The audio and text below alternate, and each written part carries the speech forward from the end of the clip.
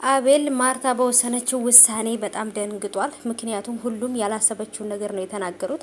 አቤል ያስደነገጠው ምንድነው? ገና ተዋውቀው ገና ወር ሳይሆናቸው ሽማግሌ ላክ። ሽማግሌ ካላክ ደግሞ ካልተጋባን ወይንም ደግሞ እንግዲህ ያንተን ውሳኔ ካላወቅኩኝ ከንተ ጋር አብሬ መቀጠል አልችልም፣ ቤተሰቦች የሚያሳወቁኝ ይሄንን ነው በማለት ነው። እኔ እኮ ግራ የሚገባኝ ነገር ገና ተዋወቁ ብለን ሳናስብ ተፋቀሩ ብለን ማሻላ ብለን ሳንጨርስ ተጋቡ፣ ከዛን ተጋቡ ብለን እልልል ብለን ሳንጨርስ ወለዱ ይባላል። እኔ እኮ ምን መጀመሪያ መጨረሻችሁም ግራ የሚያጋባ ሰዎች። አሰላሙ አለይኩም ወራህመቱላሂ ወበረካቱ። ሰላም ሰላም፣ ውድ የተከበራችሁ ቻናሌ ተከታታዮች፣ የኔ ውዶች፣ የኔ ወርቆች እንዴት ናችሁልኝ? እኔ ጋር ሁሉ ሰላም ነው። ሰላማችሁ ይብዛልኝ። እንዴት ናችሁልኝ የኔ ውዶች? ያላችሁልኝ ወይ? እንዴት ነበር ውሏችሁ?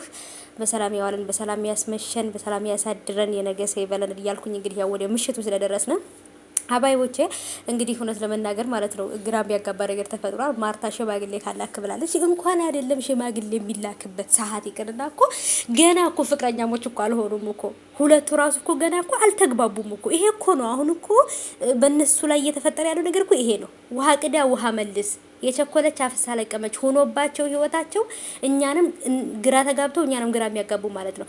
ገና እከሌና እከሌ ፍቅረኛሞች ሊሆኑ ነው ብለን ስናስብ ሆኑ ብለው ሆኖ ይመጣሉ። ልክ ደግሞ ሆኑ ብለን ደግሞ ለለለ ብለን ሳንጨርስ ደግሞ እከሌና እከሌ እኮ ተጋቡ፣ ሰርፕራይዝ አደረጋት፣ ቀለበት አሰረላት እያሉ ይመጣሉ።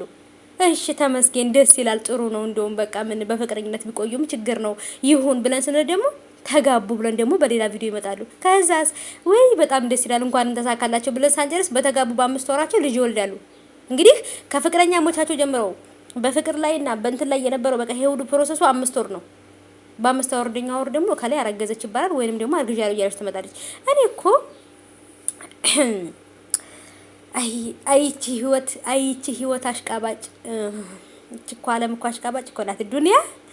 ወይኔ የዱንያ ማሽቃበጥ እኮ ማለት ነው። ዱንያ እኮ በቃ ብልጭልጭ ስለምትል በርታ ፈክታ ስለምትታይ እኮ በዚች ዱንያ እኮ የማንሸወድ እኮ ሰዎች የለንም። ያ ረቢ በዱንያ የምንሸወድ ሳይሆን እንደው የአኪራውን አስታውሰን ወደ አኪራ የምንመለስ ወደ መጨረሻ ህይወታችን የምንመለስ ወደ ራሳችን የምንመለስ ያድርገን የእውነት። እና ግራ ገብቶኝ እኮ ነው የማወራው ነገር ማለት ነው። ገብቷችኋል ጋይሶችዬ? አሁን እና አቤልና ማርታ ገና እኮ ፍቅረኛሞች አልሆኑም። እንግዲህ ሽማግሌ ላክ አላለችም። መቼ ፍቅረኛሽ ሆነ? መጀመሪያ መቼ አመነበት?